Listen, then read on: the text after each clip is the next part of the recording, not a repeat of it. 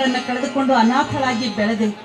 ವಯಸ್ಸಿಗೆ ಬಂದಾಗ ನನ್ನ ಕೈ ಹಿಡಿಯಲು ಯಾರು ಮುಂದೆ ಬರಲಿಲ್ಲ. ವರದಕ್ಷಿಣೆಯ ಆಸೆಯಿಂದ ಮುಂದೆ ಬರದ ಅವರಿಗೆಲ್ಲ ಬುದ್ಧಿ ಕಲಿಸಲು ನೀವು ನನ್ನ ಕೈ ಹಿಡಿದು ಕಾಪಾಡಿದ್ರಿ. ಇದರಲ್ಲಿ ನಿನ್ನ ಭಾವನೆ ತಪ್ಪಾಗಿದೆ ಸಾವಿತ್ರಿ. ಸಾವಿತ್ರಿ, ಮಣ್ಣಿನ ಮುದ್ದೆಯಲ್ಲಿ ಮಣ್ಣೇ ಕೂಡಿಕೊಳ್ಳಲಾರದೆ ಚಿನ್ನದ ಮುದ್ದೆ ಕೂಡಿಕೊಳ್ಳಬಹುದು. ಬಡತನದಲ್ಲಿ ಬಡತನವೇ ಹೊಂದಿಕೊಂಡರೆ ಬದುಕು ಬಂಗಾರವಾಗುವುದು. ಅದೇ ಬಡತನದಲ್ಲಿ ಸಿರಿತನ ಏನಾದರೂ ಸಿಕ್ಕಿಕೊಂಡ್ರೆ ಬದುಕು ಬಿರುಕು ಬಿಡುವುದರಲ್ಲಿ ಸಂದೇಹವೇ ಇಲ್ಲ. ಅದಕ್ಕಾಗಿ ನನ್ನಂಥ ಬಡವನಿಗೆ ನಿನ್ನಂಥ ಬಡತನದ ಹೆಣ್ಣು ಬೇಕಾಗಿತ್ತು. ಮದುವೆಯಾಗಿ 3 ವರ್ಷವಾದರೂ ಈ ಹರುಕು ಸೀರೆ ಮುರುಕು ಮನೆಯಲ್ಲೇ ಕಾಲ ಕಳೆಯುತ್ತಿರಬೇಕು. ಇದು ಬೇಕು ಅದು ಬೇಕು ಅಂತ ಒಂದು ದಿನವಾದರೂ ನನ್ನನ್ನು ಕೇಳಿದೀಯ? ಆ ನಿನ್ನ ಗುಣಕ್ಕೆ ಮೆಚ್ಚಿ ಇವತ್ತು ನಾನೇ ನಿನಗಾಗಿ ಈ ಹೊಸ ಸೀರೆ ಕುಬಸ ಹೂಗಳನ್ನು ತಂದೆ.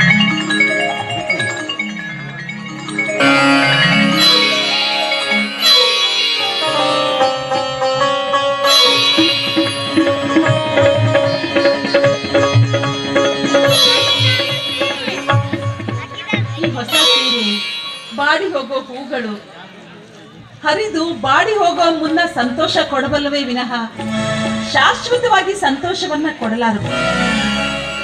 ಶಾಶ್ವತವಾದ ಪ್ರೀತಿ ಸಂತೋಷವನ್ನ ನಾನು ನಿಮ್ಮಿಂದ ಬಯಸ್ತೀನಿ. ಇದೊಂದೇ ಕೊನೆ ಕಾಲದವರೆಗೂ ನನ್ನ ಜೊತೆಗಿದ್ರೆ ಸಾಕು. ಕೇಳು ಸಾವಿತ್ರಿ, ಎಂದೂ ಕೇಳದ ಹೆಂಡತಿ ಇವತ್ತೊಂದು ದಿವಸ ಬಾಯಿ ಬಿಟ್ಟು ಕೇಳಿದ್ರೆ ಇಲ್ಲ ಅಂತ ಹೇಳಿದ್ರು ನನಗೆ ಅನ್ಯಾಯ. ಕೇಳು ಸಾವಿತ್ರಿ, ಏನು ಬೇಕಾಗಿತ್ತು?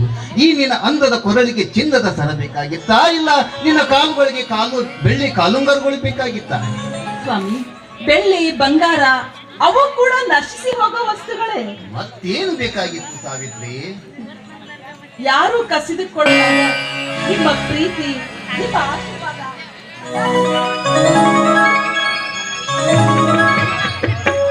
ನೀನು ನನ್ನ ಮನೆಗೆ ಹೆಂಡತಿಯಾಗಿ ಬರಲಿಲ್ಲ, ಈ ಮನೆಯ ದೇವತೆಯಾದೆ ಸಾವಿತ್ರಿ, ದೇವತೆಯಾದೆ. ಹೋಗು ಸಾವಿತ್ರಿ, ಇವತ್ತು ನಾ ತಂದ ಬಟ್ಟೆಗಳನ್ನು ಕೊಟ್ಟು ನನ್ನ ಕಣ್ಣೆದುರಿಗೆ ಶೃಂಗಾರದ ಶಿಲೆಯಾಗಿ ಬಾ. ಹೋಗು. ಆಯ್ತು, ಎಷ್ಟಾದ್ರೂ ಪತಿ ಆಜ್ಞೆ ಬೇರೆ, ಇಲ್ಲ ಅಂದ್ರೆ ಕೇಳ್ತೀರಾ? ಬರ್ತೀನಿ. ಮುತ್ತಿನಂತ ಮಡದಿಯನ್ನು ಕೊಟ್ಟು ಮನೆ ತುಂಬಿಸಿದೆ. ನಿನಗೆ ಹೆಚ್ಚಿಗೆ ನಾ ಏನು ಕೇಳಲಾರೆ.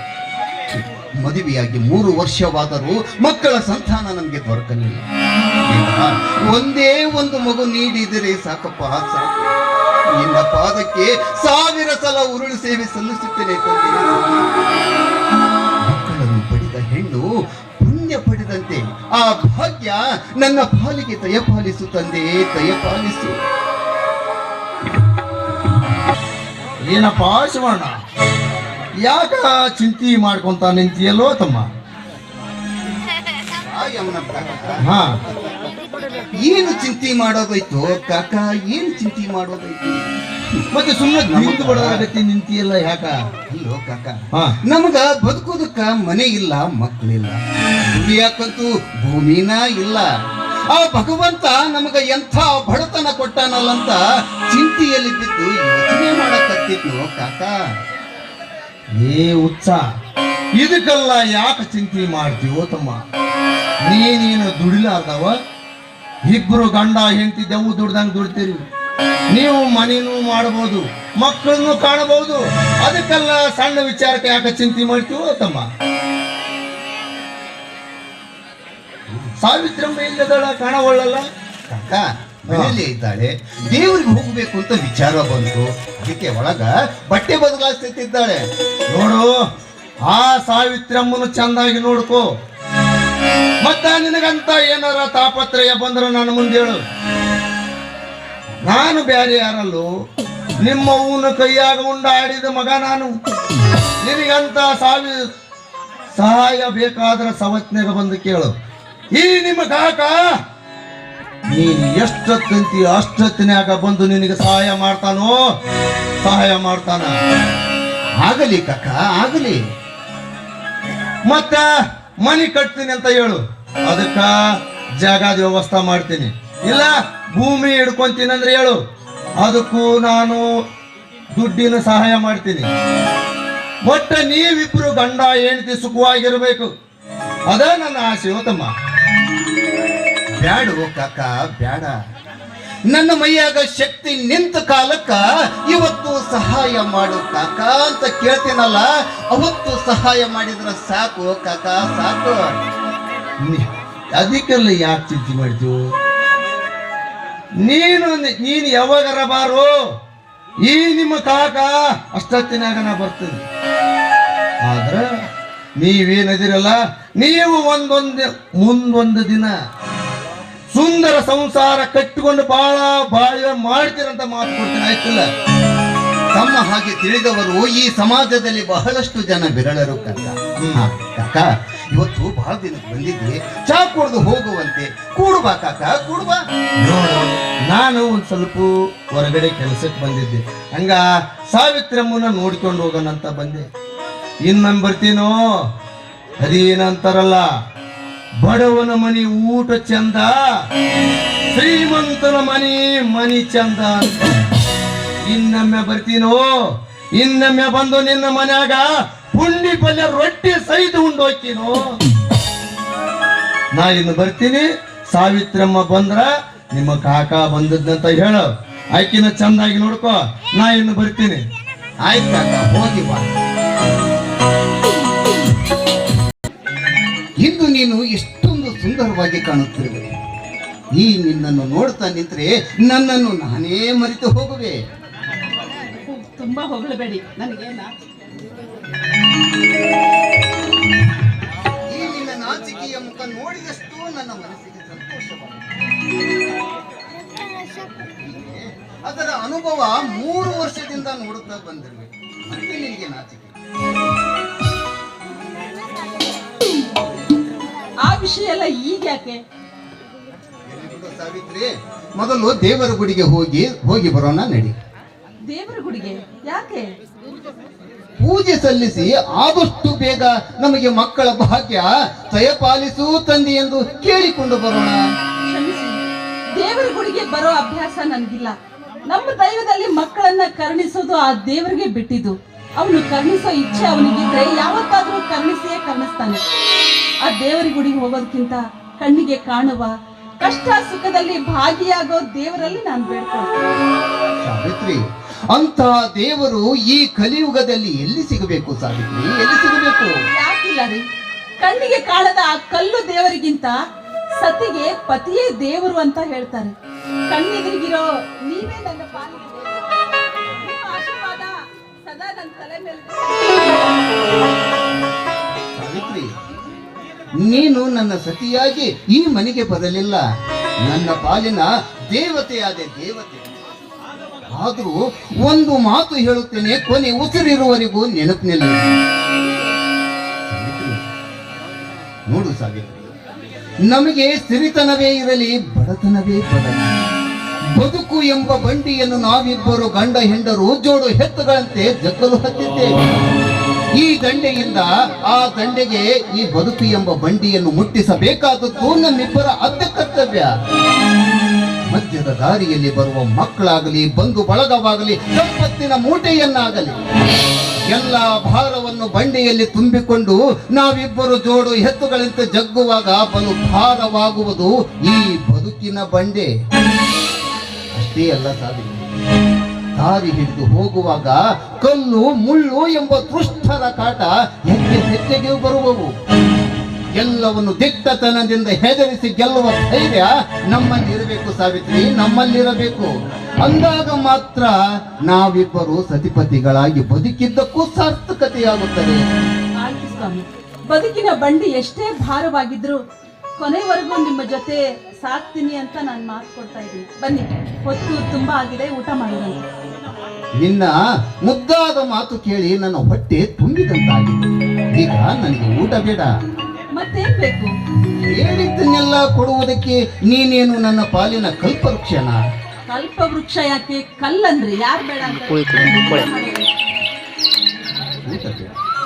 ಬರ್ತೀರಾ ಇಲ್ವೋ?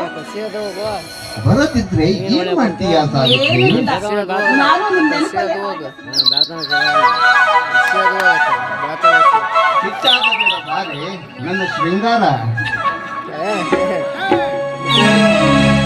ನಿನ್ನಂತ ಶ್ರೀಮತಿ ಕೈ ಹಿಡಿದಾಗ ನಿನ್ನಂತ ಗುಣವತಿ ಜೊತೆಯಾದಾಗ ನಿನ್ನವು ಆನಂದವೇ ಎಂದರಿಗೆ ನಾವು